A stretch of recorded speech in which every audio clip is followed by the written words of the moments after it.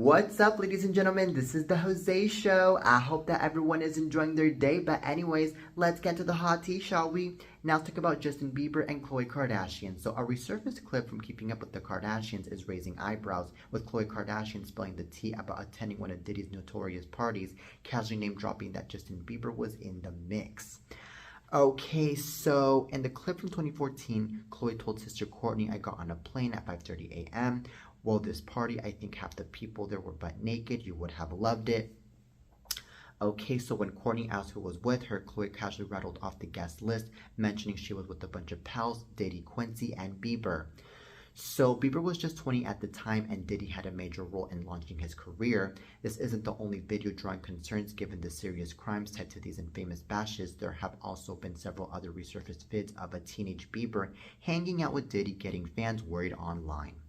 Okay, so Bieber has yet to speak out on the matter, but apparently Justin Bieber is well aware of all the allegations swirling around Diddy. A source close to him has told People he's choosing to focus on his wife Hailey and their young son Jack Blues instead. Okay, so this is really concerning what I'm hearing here. I personally think that P. Diddy did a lot of bad things to Justin Bieber because of the fact that he invited Justin Bieber to his party. And Justin Bieber, by the way, attended the party.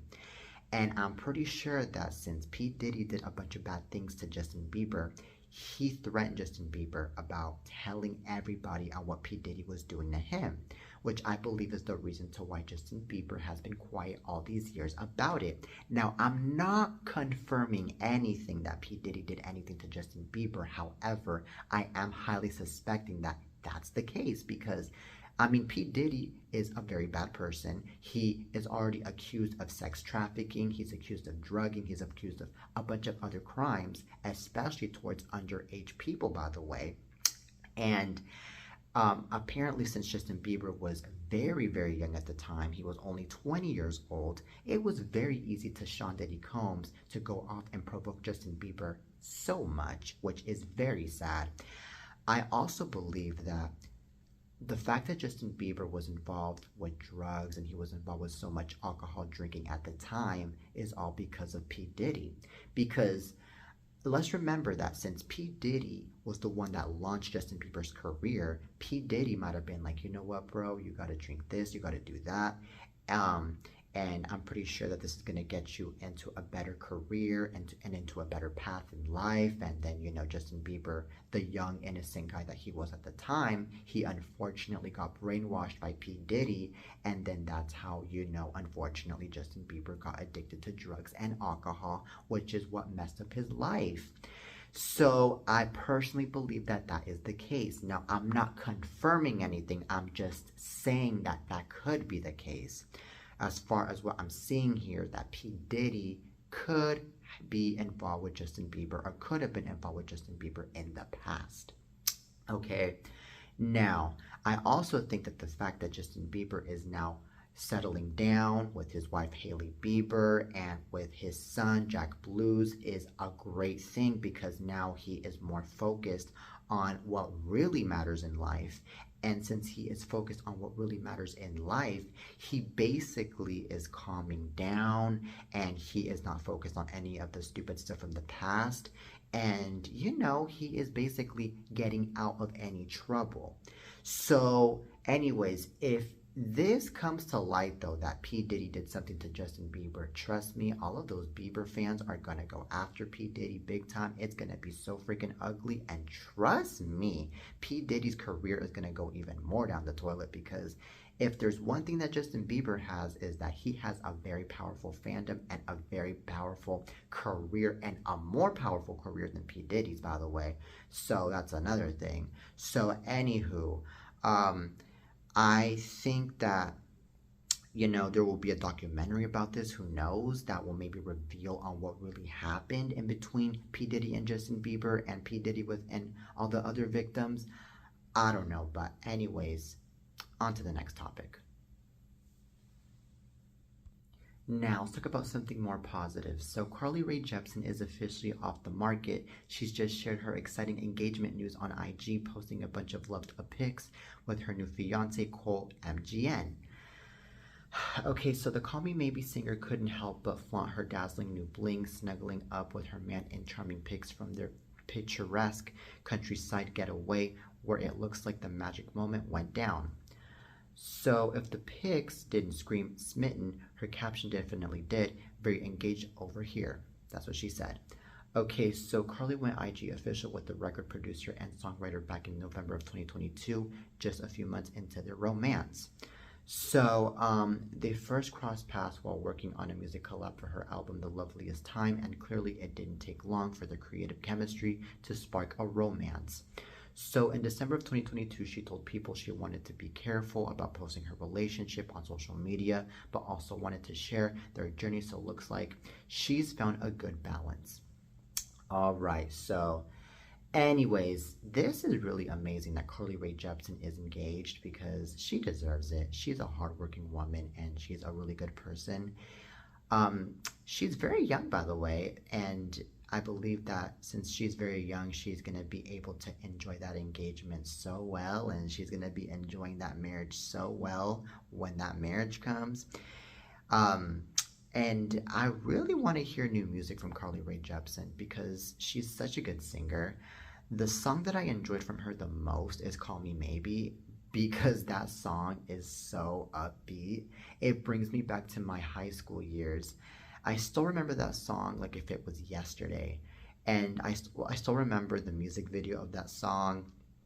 I remember, you know, how humble and how kind she is towards her fans, and how amazing she is to handle her own career and not let it deteriorate. And she's like one of the few people out there that is able to do that because, you know, unfortunately, I've noticed like so many artists out there that aren't able to handle their own career just well.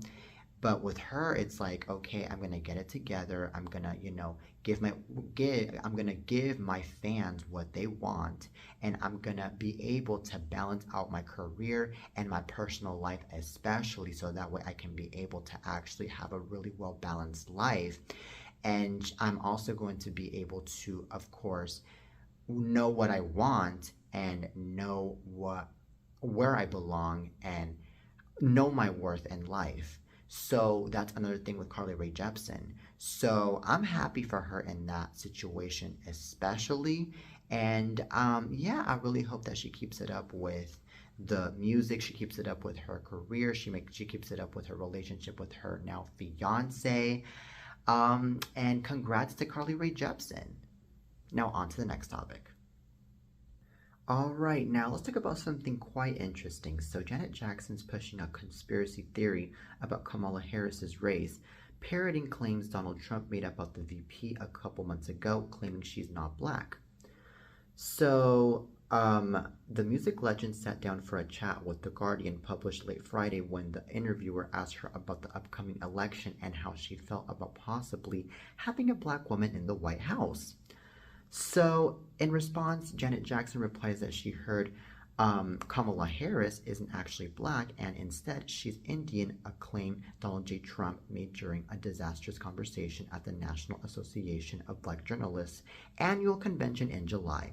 So when the interviewer tells Janet that Kamala's actually both black and Indian, she takes it a step further, adding, "Her father's white. That's what I was told. I mean, I haven't watched the news in a few days. I was told that they discovered her father was white." All right, so Janet Jackson goes on to say she thinks there will be mayhem no matter who ends up in the White House, implying she doesn't imagine a peaceful transition of power for this election. All right, so this is quite interesting that Janet Jackson is saying that Kamala Harris isn't black and that her father is white, actually. Because I think that Kamala Harris's dad is black, and I've seen the man, okay? And I believe that Janet Jackson, in my opinion, might be living in cuckoo land, or she might be living in Trump land or something, for her to be saying that her father is not black at all. And plus, you can even tell that Donald Harris, who happens to be Kamala Harris's dad, is black, like, easily. So that's another thing. But I think that Janet Jackson is just trying to create some controversy here, and she's trying to create some spark here with these comments. And you know what? I believe that right now is not the good time for the clickbait if that's what Janet Jackson is trying to do because because we are in election season. We are in a season where we should all be mature. We should all be serious on who we are choosing, on who we think, and also we should all be serious about the stuff that these people that are running for office are trying to do or wanting to do instead of just focusing on a person's skin color. Because, yes, a person's skin color is really important. It's really, something that definitely identifies the person. Don't get me wrong. However, I don't think that that's like the only thing that matters when it comes to election season. It's all about if they're willing to do stuff for the country, if they're willing to help the American people. That's what this whole entire season is about, and that's what Election Day is about.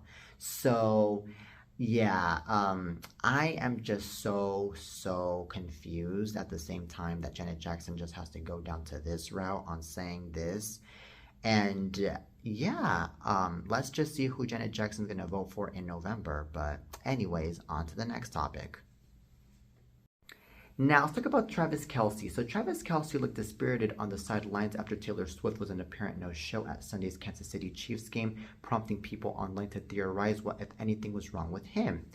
So, in a viral video, the Chiefs star tight end was captured with a long face as he took a break to watch his team play against the Atlanta Falcons at Mercedes-Benz Stadium in Georgia. So, in a clip, Travis sat on a bench with his head down, wiping one eye with his hand and glancing to one side. He seemed a little sad, but it's not clear by what or if it was nothing at all. So, still, that didn't stop from commenting on X, with one person saying Travis appeared tired. Okay, so another blamed Taylor, claiming Travis had been swifted. And then a third said Travis looks absolutely done, and a fourth speculated this would be his last season because he doesn't give a shit about football anymore. Okay, so whatever the case, the Chiefs went on to beat the Falcons 22-17, while Taylor, Travis's biggest fan, was not pictured once at the arena. On Saturday night, Taylor was spotted grabbing dinner with her buddy Gigi Hadid at the Corner Store restaurant in Manhattan. Unlike Travis, Taylor was out and about having a good old time. Okay, so this is really funny. I think that Taylor Swift ended up choosing to be with Gigi Hadid instead of being with Travis Kelce because I believe that it could be very exhausting having to be in these freaking football games.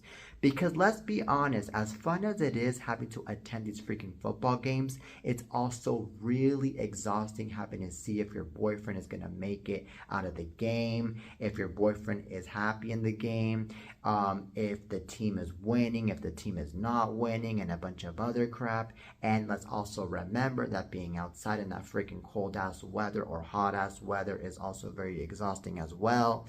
And I'm pretty sure that Taylor Swift definitely wanted to take a break from all of that, which is the reason to why she chose to be with Gigi Hadid instead. And guess what? I don't think that there's anything wrong with Taylor Swift hanging out with her bestie anyways, because let's remember that Gigi Hadid and Taylor Swift are besties anyways, and they have been wanting to see each other anyways, because I can imagine that Taylor Swift hasn't seen Gigi Hadid in like a hot minute. So let's give Taylor Swift a break, y'all. Let's not bash her. Okay, she's a human being. She deserves to have other stuff in her life going on. It's not just Travis Kelce, okay? And I'm pretty sure that, by the way, Travis Kelce and Taylor Swift are still dating and they're still good. So let's also not be speculating anything negative in between the both of them. And plus, if something bad were to happen in between the both of them, I'm pretty sure that we would be the first ones to know. Okay, but anyways, that is it for today's show, ladies and gentlemen. I really hope you guys enjoyed today's beautiful episode of The Jose Show. Till next time, and peace.